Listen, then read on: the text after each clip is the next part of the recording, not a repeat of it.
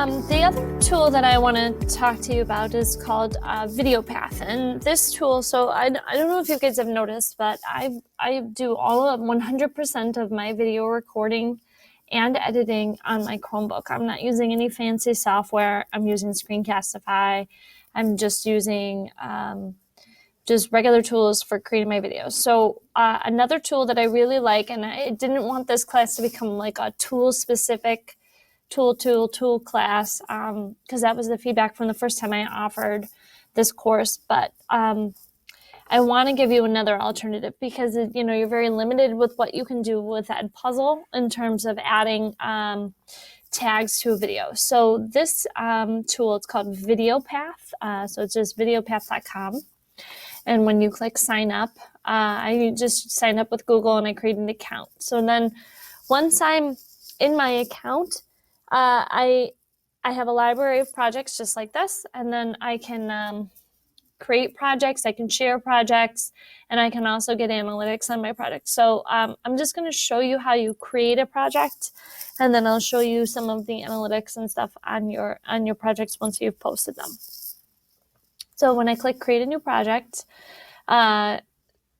so you have to use a YouTube video, which is not a problem. If you're creating your own videos, then you have videos on your own videos. You just upload them to your YouTube channel because you have one from your GA account. And I will post the video from the original Flipped Tossed and Gently Shaken class on how to upload a video to your YouTube channel, but that's just a reference video for you guys. You don't necessarily have to host videos in YouTube unless you wanted to host videos in YouTube. So I'm just going to grab one of my videos that are up here, and I will put that video in there. I'll put it in the About tab. I'll also put it in here as a reference for you, because I go into detail how to set up your YouTube channel, how to edit it, make it fancy, all of those things in your in that video. So all right, so I have uploaded this video to my YouTube channel. It's here. So this one's on Chrome OS, and I'm just going to copy this link up here and then come back to VideoPath and just paste it. So when I say import, and it'll say your video is now ready for editing. So I'm going to click OK. And so then once it opens up, it comes up like this. And you can play the video here. So the way that VideoPath works is it runs the video in the center of the screen. And then down the left-hand side, you get this timeline that has markers. And the nice thing about this tool is that you get options for your markers. So if I press play, my video is going to run. I don't know whether you can hear this or not, but I'm just going to back out to my own video here.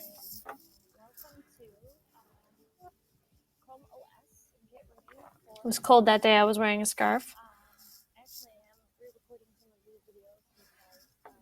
Okay, so I decided here's where I want my marker. So if I drag my marker to that spot, I can put a marker in. So if I click and drag a marker, it comes up like this. So you can add a title for your marker. And then here's all the types of things that you can add on top of your video. It's kind of, it doesn't pop up like it does, and doesn't pause the video and pop up like it does in Edpuzzle, but you have more options.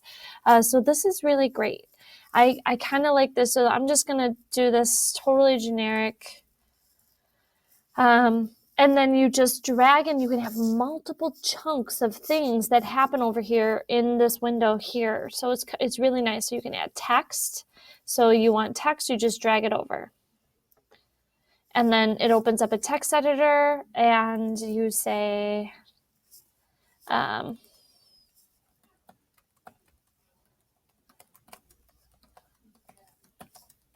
okay, so you could have like a little info text here.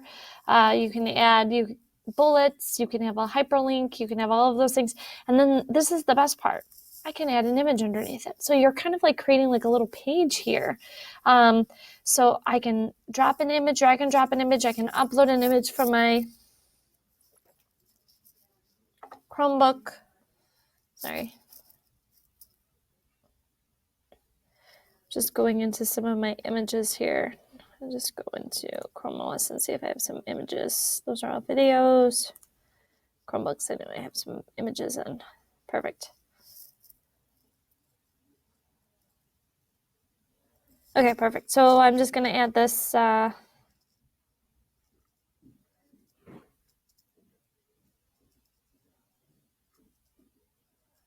notifications PNG. And then it'll upload my image in there. So this is definitely a very interesting tool, totally different than Edpuzzle, because you're really just creating this, you can creating kind of like I don't even know what I want to call it, a video quest, I guess. But you're not actually asking questions and requiring them to answer it. You're basically making your video kind of interactive and engaging with pulling in other information and resources. So just going down the list, you can add other content from YouTube. You get the idea. A button. So if I want to add a button on my video, you can click a button. You can change the color of your button. Scroll down and make it, like bluey. It's a good color. And then you can say, and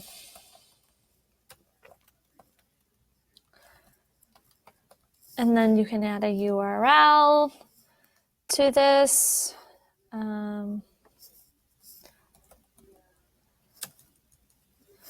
Let's do just grabbing a blog post. And then I can paste that in there. And now I have a button. It looks like this. Click to read more.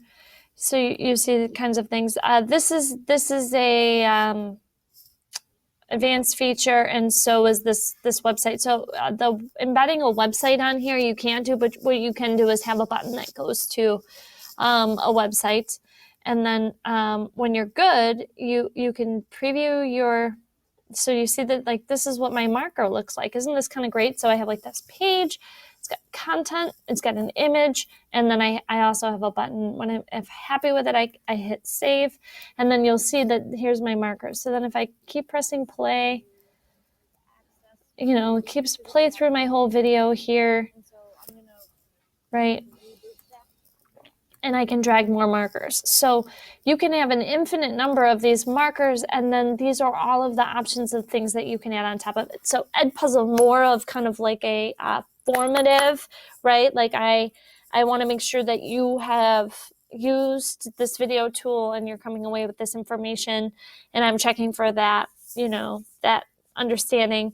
Video Path, I'm making this an interactive video where you're really kind of like exploring some of these resources and things. So I really do like the Video Path tool. I like the flexibility of what it provides here in terms of really kind of creating a flipped video lesson. So that it is very cool. It's very cool. When your video is done, your students actively have to, I'm just going to delete this marker. When I say that I'm done with this, you have a few video settings over here. Sorry, I'm bouncing around. You can change your name, your description. You can set it to always fit your video. You can have your video have a thumbnail if you want. You could edit the theme. You can have it end screen. I think those might be advanced features. Yeah. So, and then I'm just going to hit publish, and then I'm going to say go ahead and update. And then it's going to publish this project. And then once my project is published, I get a link for it. But that's how, so you'll see this, I get like an embed code. This is for if you're using a website, you could use these embed codes.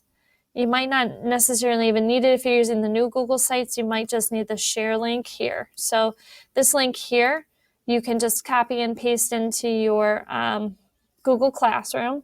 And then you'd see how that actually looks.